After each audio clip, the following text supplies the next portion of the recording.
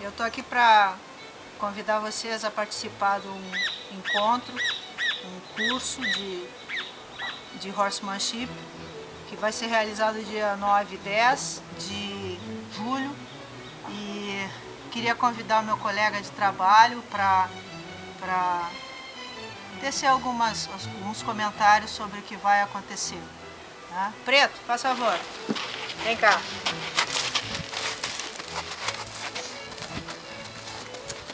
Conta aí, Preto. Olha pra câmera lá. Olha lá, ó.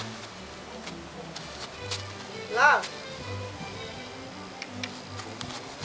Ele vai comentar alguma coisa aqui. Fala pra nós, Preto, por que é legal estar na... Porque isso, olha bem pra câmera e diz o que você acha desse curso.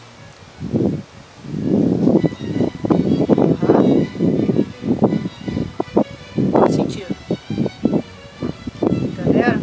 Então, dia 9 e 10 aqui no Centro Equestre Galope, a gente vai estar esperando vocês.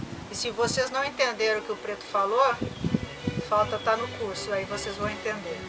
Bora!